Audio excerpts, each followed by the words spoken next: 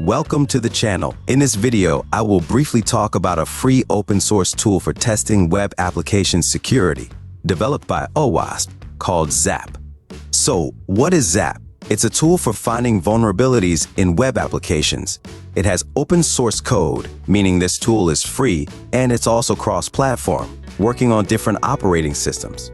Zap is widely used by security testing professionals, ethical hackers, and developers to find and fix vulnerabilities in web applications in the early stages of development. Before we look at the tool in more detail, I want to warn you that this video is educational and is not intended to teach you how to perform illegal actions in cyberspace, as they are illegal. Now let's look at how to download and install OWASP Zap. We go to the website. The link will be in the description below the video, and download and install the tool. As we can see, there are many download options depending on the OS you will be installing the tool on. Since I will be demonstrating on Windows, I choose Windows 64. For those who don't know, the number 64 means that this program will be used on a 64-bit Windows OS.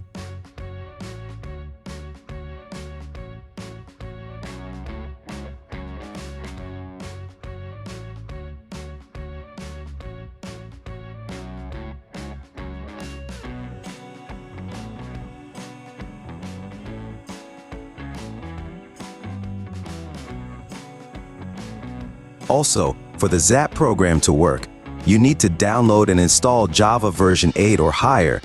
I'll also leave a link to Java in the description. Let's download and install Java.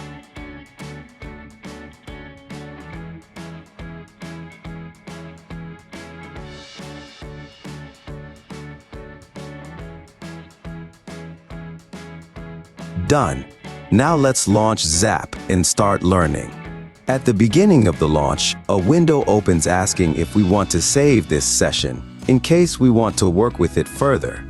Here you can choose, yes, I want to save this session with a name based on the current timestamp. This means that the process you started will be automatically saved in the local OWASP database, and you can reopen it later for further work. This session will be saved with a default name, i.e., as the program itself names it. Yes, I want to save this session, but I want to specify the name and location. This is essentially the same as the first option. But in this case, you can choose the location and name of the session to save. No, I don't want to save this session at this time. In this case, the program loads from scratch, and the session will not be saved automatically.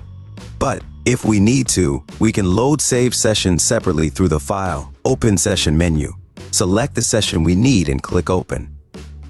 You can check the box next to remember my choice and don't ask me again. At the very beginning, we need to update all available plugins, which the program usually does automatically. But if not, then you need to do it yourself. OWASP Zap supports the installation of third-party plugins, which can significantly expand the functionality of the program. To go to the plugin section, you need to click on the icon called Manage. It shows 3 colored squares. If you click on a plugin, its name, status, version, and description will be displayed at the bottom. There are also links to the plugin documentation and its source code on GitHub. Plugins are developed by the OWASP team and enthusiasts. All plugins have source code, and they are completely free to use. The Zap tool has scanning rules. Scanning policies determine which rules are executed and how they are executed. To manage scanning policies, open the Analysis Scan Policy Manager dialog, where you can add or change standard settings to the ones you need. When changing rules, you should remember that the more powerful scanning parameters you set, the longer the scanning process will take. Now, let's move on to reviewing the program. Interface. The program consists of 6 main elements. These are the main menu elements. The toolbar menu, which includes buttons that provide quick access to frequently used program functions. The window on the left side, which will display the URL addresses and structure of the site that the program scanned. The window on the right side is the working area of the tool, where you can see all sent requests and all responses. Information window. Here you can see such tabs. History displays a list of all requests in the order they were sent. Search allows you to search using regular expressions in URLs, requests, responses. Headers Alerts displays vulnerabilities found in the scanned website. Vulnerabilities are divided into categories. Each vulnerability found is given a degree of criticality. The description of this section will be discussed later. Output display of various informational messages. For example, stack tracing, errors, and other debugging information. You can also click on the plus and add additional tabs that are available in the drop-down list. And the last item on the list, this is the footer, which displays statistics of found alerts and the status of the main automatic tools. Before we move on to scanning, let's look at the scanning modes in which the program can work. Safe mode. Safe scanning that allows only those actions that cannot harm the system. In this mode, attacks on the target site cannot be used. Only scanning. Protected mode. Protected scanning that allows simulating potentially dangerous vulnerabilities. It is recommended to use protected mode to ensure that you are only attacking the sites you want. In this mode, the following are not available: active scanning, fuzzing, forced browsing, hacking, interception, resending requests. Standard mode, regular scanning, without restrictions, attack mode. This is an aggressive attack mode that allows, in addition to scanning, also performing attacks on a potential site or application. OWASP Zap can work in both automatic and manual scanning modes. Since sites can be different with different authentication and protection methods, it is generally recommended to first scan the site in manual scanning mode, and then, if necessary, in automatic mode. In manual mode, OWASP Zap works between your browser and the site you want to scan, and provides information only about the URLs you visited. Let's briefly look at how this works. First, you need to set up the browser to work with Zap. Open the browser. In my case, it will be Firefox. Go to the browser settings, then scroll to the very bottom, to the network settings item. Click Settings, then check the box next to Manual Proxy Configuration. In the HTTP proxy field, write localhost. In the port field, write the port on which Zap in your browser will work. I'll choose port 8081. Click OK and go to Zap. Here we need to go to the Tools tab, then to the Options tab. Here we find the Network tab in the list and go to the Local Servers tab in it.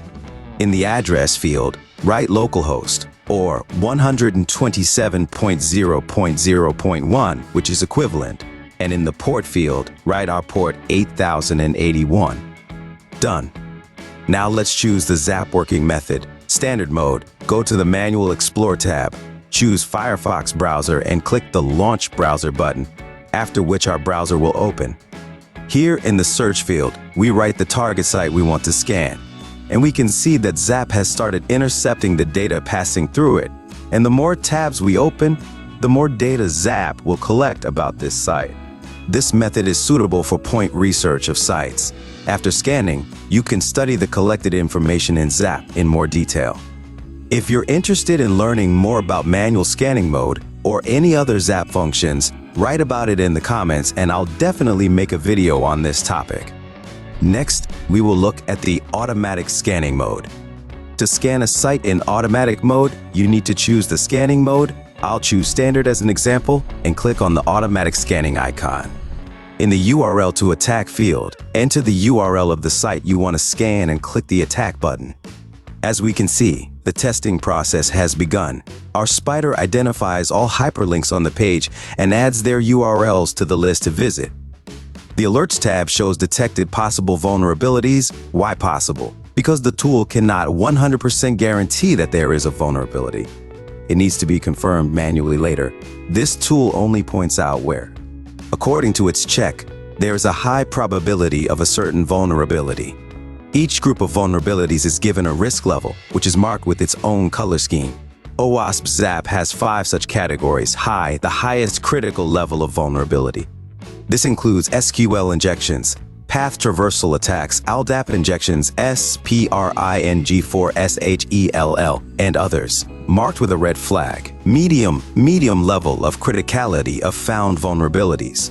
This includes directory browsing, HTTP only, XSLT injections, and others, marked with an orange flag. Low level of found vulnerabilities. This includes found information related to debugging, private IP disclosure, and others, marked with a yellow flag. Informational, an informational level that reports that information about the components of the website being used, as well as about the server, has been found. This includes versions of the web server, DBMs, libraries, frameworks, as well as versions of programming languages and operating systems. As a rule, vulnerabilities belonging to this category cannot directly harm the system, but they increase the risk of collecting information about the site and its components. Marked with a blue flag, false positive, false positives. In rare cases, Zap may find a vulnerability that is not a vulnerability. If there is doubt, the program marks such a vulnerability with a green flag. However, the user must make sure and check whether the found vulnerability is such or not. You can also click on any alert and view detailed information about it, namely, a list of URLs where vulnerabilities are found, a description and detailed information about a specific vulnerability, and a possible options for fixing it. In principle, that's all about the main functionality. You can get more detailed and complete information at the link I will leave in the description below the video. If you liked the video, give it a thumbs up and subscribe to the channel.